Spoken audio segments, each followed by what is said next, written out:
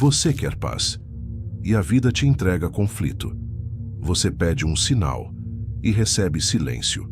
Você busca uma verdade espiritual e encontra duas verdades brigando dentro de você. Agora presta atenção, isso não é um erro do caminho. Isso pode ser o próprio caminho, porque os ensinamentos espirituais mais profundos quase nunca vêm em frases arrumadinhas. Eles vêm como paradoxos, ideias que parecem se contradizer, mas que, quando você sustenta por tempo suficiente, começam a abrir uma fenda na realidade. E aqui está o risco. Se você usa a espiritualidade como anestesia, paradoxos vão te incomodar. Eles quebram certezas, desmontam identidades frágeis, expõem a sua necessidade de controle. E se você tentar resolver isso rápido demais, você pode cair em duas armadilhas: ou vira cínico, ou vira crédulo.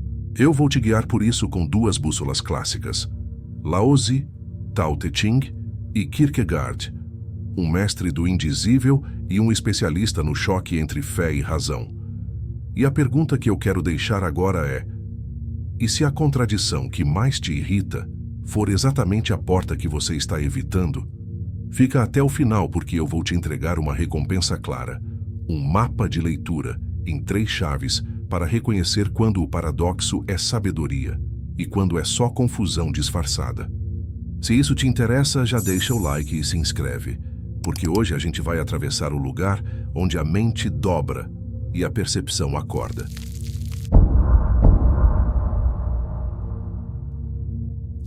Então vamos direto ao ponto que o título promete.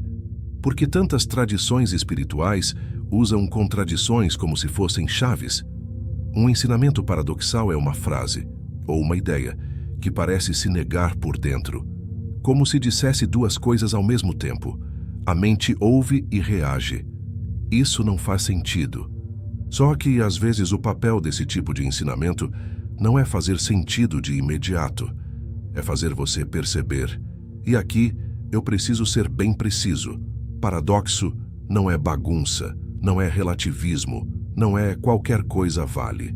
Paradoxo, na tradição espiritual e filosófica, costuma aparecer quando a linguagem encosta num limite, porque existem experiências humanas, dor, amor, finitude, presença, fé, vazio, que você até descreve, mas nunca captura completamente em palavras.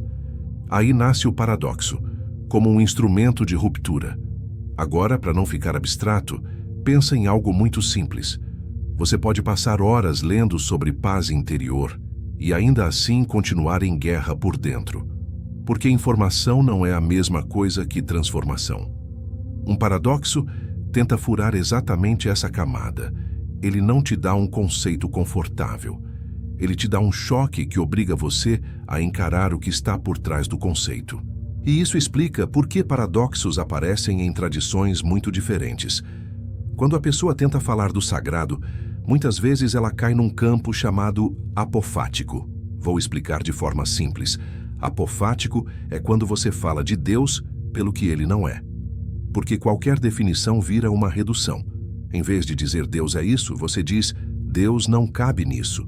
Essa teologia negativa existe, por exemplo, em correntes do cristianismo e também em outras tradições místicas. A lógica é: nomear demais pode virar idolatria mental. E existe outra ferramenta que aparece no Oriente, especialmente no Zen: o koan. Koan é um enigma propositalmente impossível, feito para interromper o piloto automático da mente. Não é um quebra-cabeça para ser resolvido. É um espelho para mostrar a mente tentando controlar tudo. E por trás disso, existe um mecanismo psicológico muito concreto. A mente ama previsibilidade. Ela busca uma linha reta. Só que a vida não é uma linha reta. A vida é tensão, ambivalência, perda e ganho misturados. Por isso, o paradoxo não vem como explicação. Ele vem como convite. Um convite perigoso, inclusive. Porque aqui estão os riscos reais desse tema. E eu quero deixar isso claro para você saber onde está pisando. Se você usa paradoxo como desculpa para confundir os outros, você vira manipulador. Se você usa paradoxo para fugir de responsabilidade, Você vira alguém que espiritualiza tudo e não vive nada. E se você rejeita qualquer paradoxo, você pode ficar preso numa espiritualidade infantil, aquela que só funciona quando tudo está claro, fácil e bonito. Então eu vou te fazer uma pergunta que separa curiosidade de autoproteção. Você quer entender paradoxos? Ou você quer que a vida pare de te contradizer? Porque se você só quer que a vida pare de te contradizer, talvez você não esteja buscando verdade. Talvez você esteja buscando anestesia. E é aqui que a gente entra no primeiro grande mestre do paradoxo, Laozi, e o livro que praticamente respira essa linguagem, o Tao Te Ching. No próximo capítulo, eu vou te mostrar como Laozi usa contradições não para confundir, mas para apontar um lugar em você que existe antes do controle.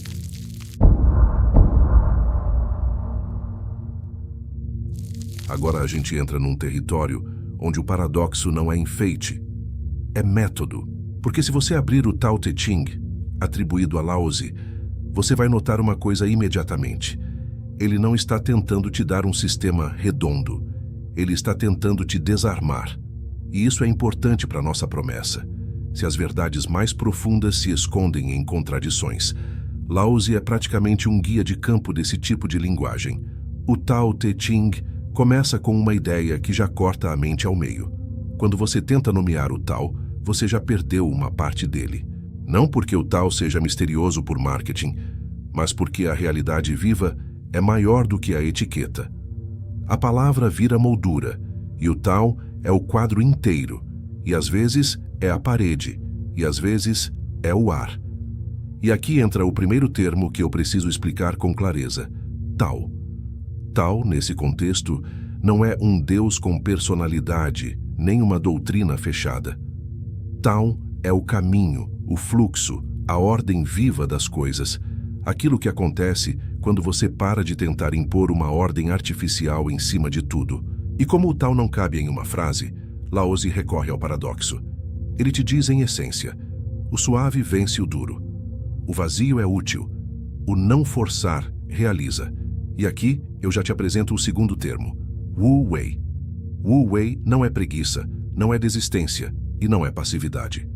Wu Wei é ação sem coerção. É agir sem aquele aperto interno de quem quer controlar o resultado a qualquer custo. É o tipo de ação que flui do entendimento do momento e não do pânico de perder controle. Agora percebe o paradoxo? A mente ouve ação sem forçar e pensa: então eu não faço nada? Mas Laozi está apontando outra coisa. Existem ações que, por serem agressivamente controladoras, destroem o que tentam construir. E isso aparece muito claramente no cotidiano. Pensa num relacionamento. Quanto mais você tenta garantir que a pessoa não vá embora, controlando, testando, cobrando, investigando, mais você cria o ambiente exato em que o amor se sufoca. Ou pensa na criatividade. Quanto mais você tenta produzir uma ideia genial agora, mais você contrai a mente e menos ela cria. Ou pensa no sono. Quanto mais você força o sono, mais você desperta. Esse é o Tao Te Ching, falando com a sua vida real, sem misticismo barato. O esforço errado é um tipo de violência contra a natureza das coisas.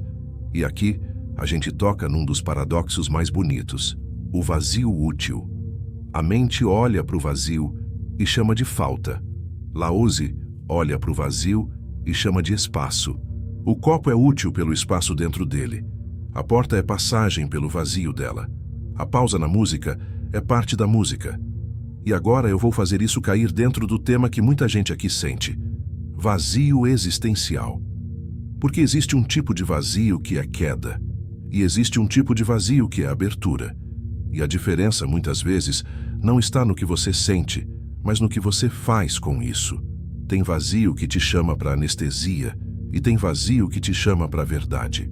O Tao Te Ching não te promete um mundo sem dor. Ele te promete uma inteligência diferente, a inteligência de não lutar contra o que é inevitável e de não chamar de controle aquilo que, na verdade, é medo. E aqui entra o outro paradoxo: o suave vence o duro. Isso não é seja fraco. A rigidez quebra.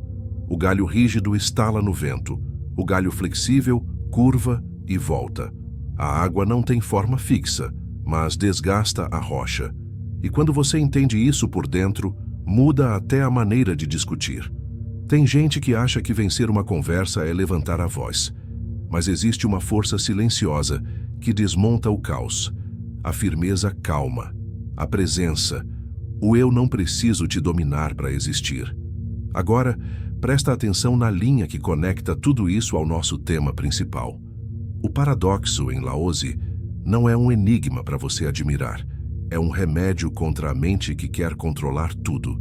E eu quero te deixar com duas perguntas. Porque esse vídeo não é sobre resposta fácil. É sobre abrir percepção. Se você parar de forçar, o que em você continua existindo? E mais perigosa ainda, você chama de prudência ou é só medo disfarçado de sabedoria? No próximo capítulo, a gente sai do Oriente e entra no Ocidente com um autor que leva o paradoxo ao limite da fé, Kierkegaard. E aí a pergunta muda. Não é mais só forçar ou não forçar. É o que você faz quando a razão não consegue te salvar, mas você ainda precisa existir?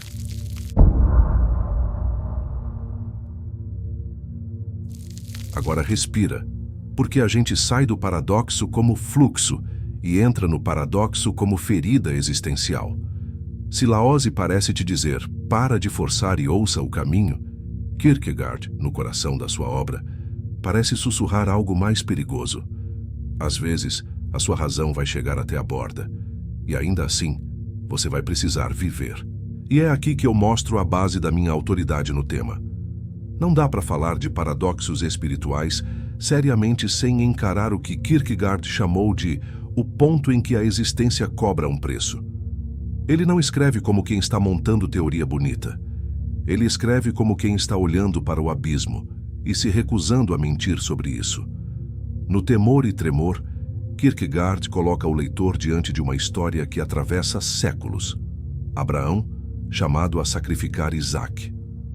Independentemente de como você lê essa narrativa, religiosa, simbólica, psicológica, literária, o que Kierkegaard faz é expor um conflito impossível, o choque entre ética, razão e fé. E aqui vai um termo que eu preciso explicar na primeira aparição. O paradoxo da fé. Paradoxo da fé é quando a pessoa é convocada a sustentar algo que não cabe numa explicação racional completa, sem cair nem no cinismo, nada faz sentido, nem na ingenuidade, qualquer coisa serve. Kierkegaard chama isso de absurdo, mas não no sentido de palhaçada. Absurdo aqui é, a razão não fecha a conta, e mesmo assim a existência exige uma decisão. E aí nasce o segundo termo, o salto. O salto não é acreditar sem pensar. O salto é atravessar um limite onde pensar não resolve tudo. É quando você percebe que não é falta de inteligência, é falta de chão, e aí entra o risco. E eu preciso te alertar com muita clareza. O risco de usar a fé como desculpa para cometer violência. O risco de transformar mistério em licença para irresponsabilidade. O risco de confundir chamado com impulso, delírio ou ego fantasiado. Kierkegaard não está defendendo um mundo sem ética. Ele está mostrando uma tensão real. Existe um ponto em que a vida não te oferece garantias limpas. E quando você tenta transformar tudo em prova, você pode perder o essencial, a decisão interior. Isso aparece também em Migalhas Filosóficas, quando ele insiste, de um jeito muito particular, que certas verdades não são apenas sabidas, elas são vividas, como se a verdade não fosse só uma informação que você coleta, mas uma transformação que te atravessa. E no pós-escrito conclusivo não científico, ele aprofunda essa ferida. A existência é subjetiva no sentido mais sério da palavra. Não subjetiva como opinião barata, mas subjetiva como é em você que a vida acontece. Agora deixa isso encostar no cotidiano, porque é aqui que o vídeo precisa te alcançar. Você já viveu um momento em que escolher era perder de qualquer jeito? Ficar numa relação e perder a si mesmo? Ou ir embora e perder um futuro imaginado? Dizer a verdade e perder aprovação? Ou calar e perder respeito interno? seguir um chamado criativo e arriscar estabilidade, ou ficar seguro e adoecer por dentro. A mente quer garantia. A mente quer 100% de certeza. Mas a vida real quase nunca dá isso. E é nesse ponto que Kierkegaard entra como uma lâmina. Ele te obriga a perguntar se você quer a fé, ou se você quer controle usando o nome de Deus. Ele obriga você a perceber quando a sua prudência é, na verdade, medo bem vestido, e quando a sua espiritualidade é um jeito elegante de não se arriscar.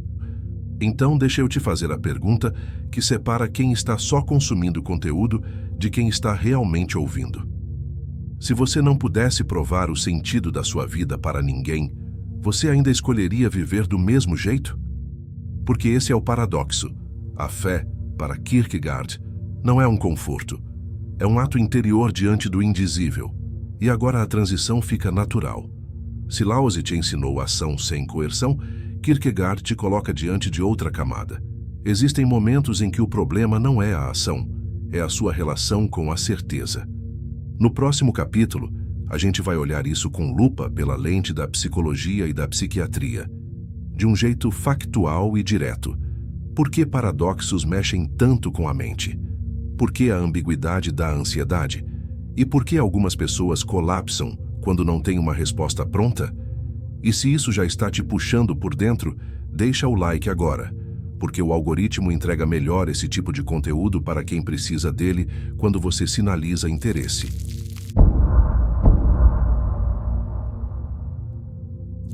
Se até aqui você sentiu um leve desconforto, ótimo. Isso é sinal de que o tema está tocando exatamente onde precisa tocar. Agora, eu vou trazer uma lente factual, sem estragar o mistério. Por que paradoxos ativam tanta ansiedade? A mente humana é uma máquina de previsão. Ela tenta reduzir incerteza o tempo todo. Ela quer saber o que significa, o que vai acontecer, o que eu devo fazer, quem está certo. Isso é economia de energia e também é sobrevivência. Só que existe um preço. Quando a realidade não cabe em uma história única, a mente entra em alarme. E aqui entra o termo-chave, explicando de forma simples. Tolerância à ambiguidade. É a capacidade de suportar o não sei ainda sem desmoronar por dentro. Sem precisar correr para uma resposta imediata só para aliviar a tensão. O paradoxo faz exatamente o oposto do que a mente gosta. Ele aumenta a ambiguidade. Ele diz, duas coisas podem ser verdade ao mesmo tempo. E para muita gente, isso parece ameaça. Porque ameaça não é só não entender. A ameaça é se eu não entendo, eu não controlo. Se eu não controlo, eu não existo com segurança. Por isso o paradoxo bate direto em 3 áreas bem humanas. Identidade. Quando você se define por certezas, eu sou isso, a vida é aquilo, paradoxos quebram a armadura. E aí aparece um medo primitivo. Se eu não tiver uma narrativa clara, eu viro ninguém. Ansiedade. Ansiedade, de forma bem direta, é o corpo reagindo a um futuro incerto como se fosse um perigo presente. E paradoxos são incerteza concentrada. Eles fazem o cérebro procurar saída. Rigidez mental. Rigidez mental é quando a mente só aceita uma forma de interpretar as coisas. Parece força, mas muitas vezes é fragilidade, porque qualquer contradição vira crise. E eu vou te dar um exemplo cotidiano, bem simples, que quase todo mundo aqui já viveu. Você diz, eu quero paz, mas vive alimentando guerra interna com comparação, cobrança, culpa, pressa e necessidade de aprovação. A mente tenta resolver isso com frases prontas, mas o paradoxo te obriga a encarar a verdade nua. Talvez você queira paz, mas também seja viciado em controle. E controle e paz raramente moram na mesma casa. Agora, cuidado, isso não é para você se culpar, é para você perceber. Porque existe um momento em que a espiritualidade vira só um jeito bonito de fugir do que você sente. E paradoxos vêm como uma pergunta viva. Você quer estar certo ou você quer estar inteiro? E aqui vai outra pergunta, mais silenciosa ainda, mais devastadora. Qual parte sua precisa de uma resposta imediata só para não sentir. No próximo capítulo, a gente vai costurar isso com a teologia e a espiritualidade, de um jeito que não vira sermão. A ideia do sagrado como uma escuridão luminosa, um lugar onde o não saber não é fracasso, é passagem.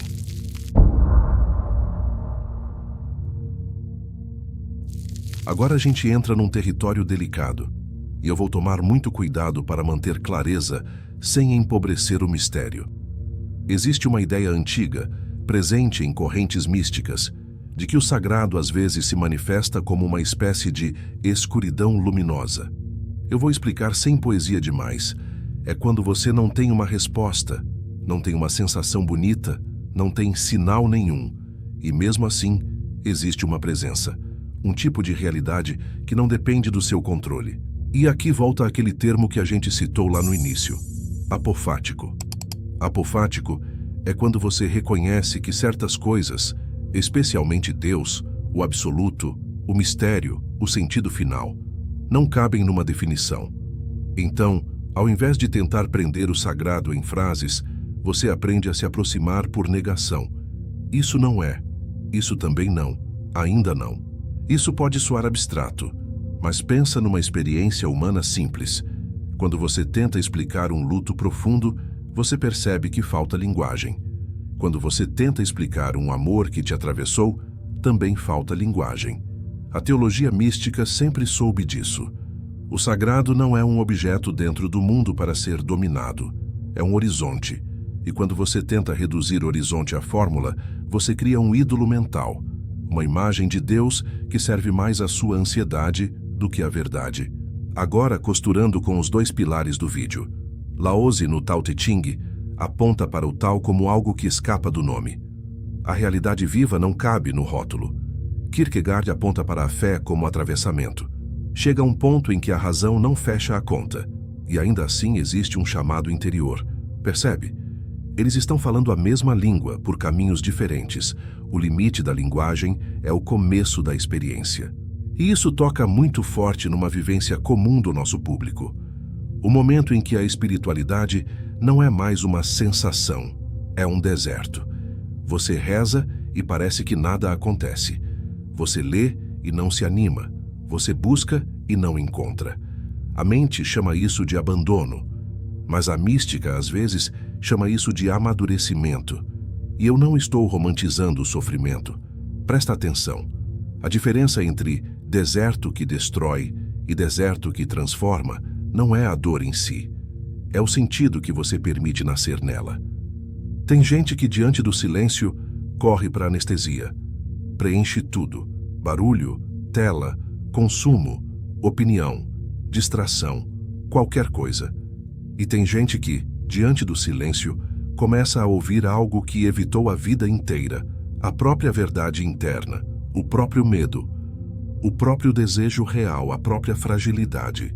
E aqui vem uma pergunta que não é confortável, mas é poderosa. E se o silêncio não for punição? E se for espaço? Porque a escuridão luminosa é isso. Não é a ausência de Deus, é a ausência das suas certezas fabricadas. É o momento em que você para de confundir fé com recompensa emocional. E aí, de novo, o paradoxo aparece. Você quer luz, mas a luz pode vir primeiro como escuro. Você quer sentido, mas o sentido pode nascer primeiro como vazio. Você quer prova, mas a prova pode ser justamente aprender a existir sem prova. E agora eu deixo duas perguntas, para você sentir o peso certo delas. Você chama de abandono ou de passagem? E a segunda, se você não sentir nada, a sua fé ainda existe, ou ela dependia de sensação? No próximo capítulo, eu vou acelerar um pouco o ritmo e te entregar uma sequência que dá muito poder de reflexão. 3 paradoxos universais: perder para ganhar, vazio que preenche e a força do suave. Sempre com exemplos cotidianos, sem virar guia prático, só abrindo camadas. E lembra da recompensa prometida lá no começo. No final eu vou te dar 3 chaves para distinguir sabedoria paradoxal de confusão disfarçada. Porque nem todo paradoxo é verdade, e você precisa desse filtro.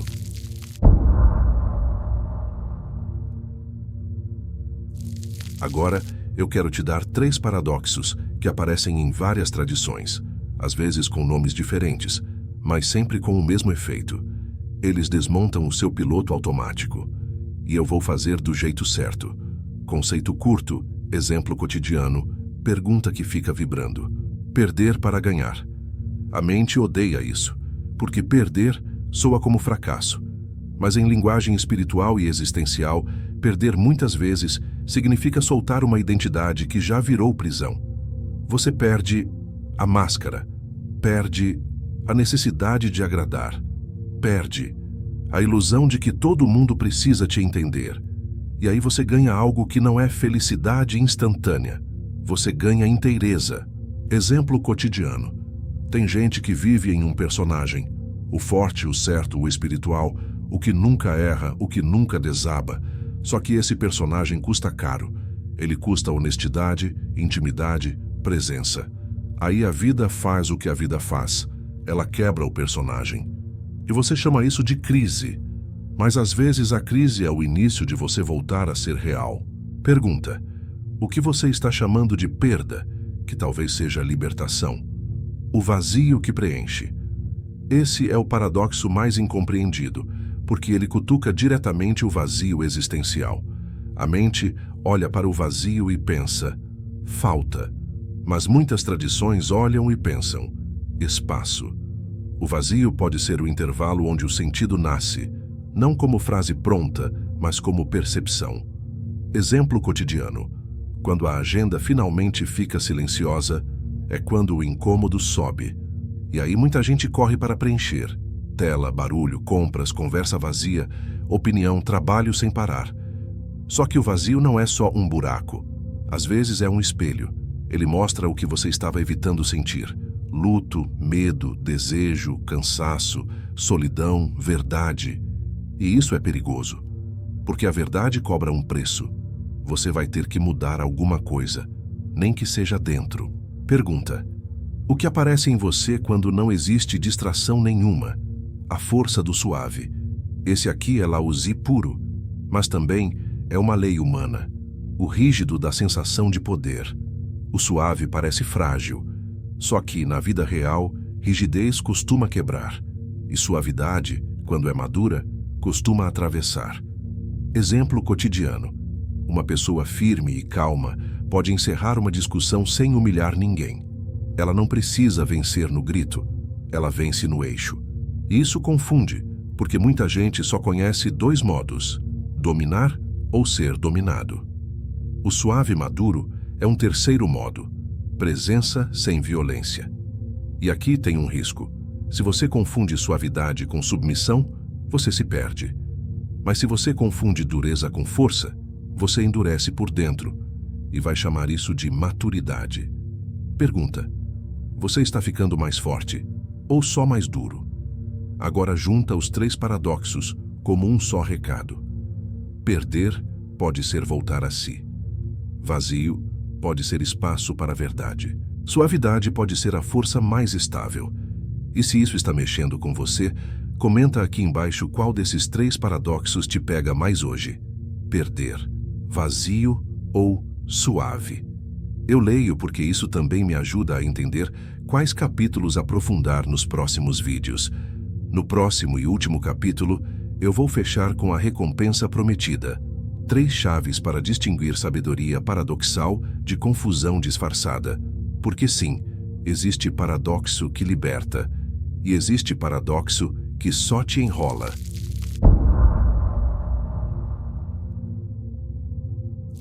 Se você chegou até aqui, eu vou cumprir a promessa que eu fiz lá no começo. Um mapa de leitura, em 3 chaves, para reconhecer quando o paradoxo é sabedoria e quando é só confusão disfarçada. Porque sim, paradoxos podem libertar, mas também podem virar fumaça. E muita gente se perde justamente aí.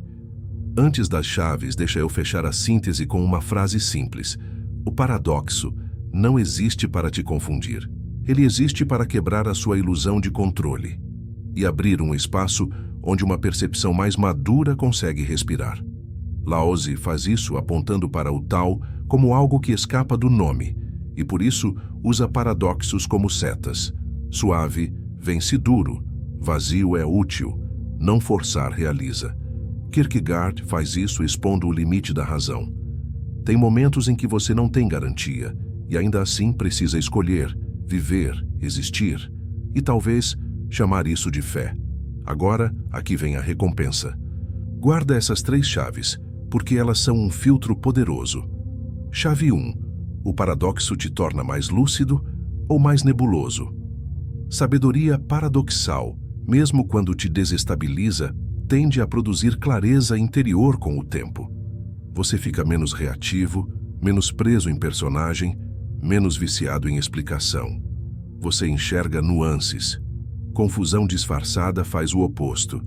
Ela te deixa mais nebuloso, mais nada é nada, mais incapaz de nomear o real. E quando tudo vira mistério, isso pode ser só fuga. Pergunta filtro.